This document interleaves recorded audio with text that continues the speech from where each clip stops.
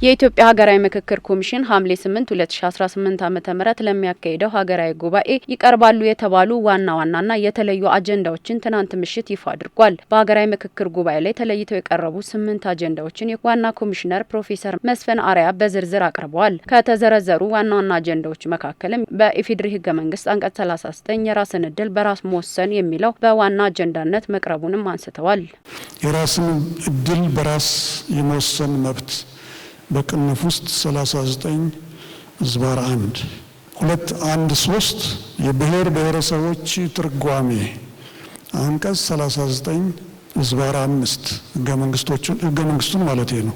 214 የፌዴራል መንግስትና የክልል መንግስታት መሪዎች የስልጣን ዘመን 215 የፌዴራልና የክልል መንግስታት ግንኙነት እዚያው ስር የስልጣን ክፍፍል የፌዴራልና የክልል መንግስት።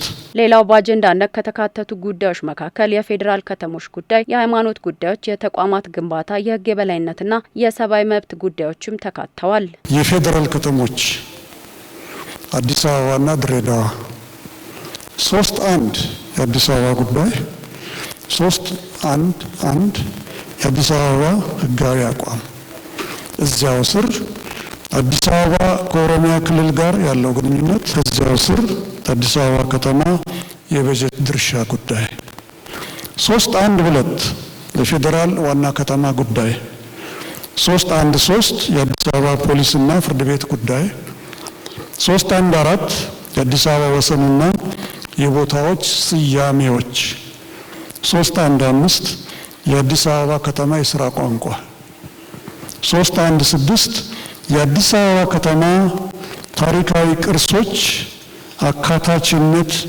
ጉዳይ 3.2 የድሬዳዋ ጉዳይ 3.2 የድሬዳዋ ህጋዊ አቋም 3.2 የድሬዳዋ ከተማ ወደፊት አስተዳደራዊ ሁኔታ የህዝቦቿ ውክልና እና ከኦሮሚያና ሶማሌ ክልሎች ጋር ያላት ግንኙነት 3.3 የድሬዳዋ በፌዴራል መንግስት ውክልና እዚያው ስር ድሬዳዋ በፌዴሬሽን ምክር ቤት የሚኖራት ውክልና ጉዳይ። አጀንዳ ከተደረጉ የማህበራዊና ኢኮኖሚያዊ ጉዳዮች መካከልም የሴቶች፣ የአርሶ አደሮች፣ አርብቶ አደሮች እኩል ተጠቃሚነት፣ የሰራተኞች መብትና ፍትሃዊ የስራ መብት እንዲሁም በህገ መንግስቱ አንቀጽ 40 በንዑስ አንቀጽ 5 የተቀመጠውን ዘላል የሚለው ቃል እንዲሻሻልም መነሳቱን ኮሚሽነሩ አንስተዋል። 623 የህገ መንግስቱ አንቀጽ 40ና አንቀጽ 40 ንዑስ አንቀጽ 5 እና አንቀጽ 41 እና ንዑስ አንቀጽ 8 ላይ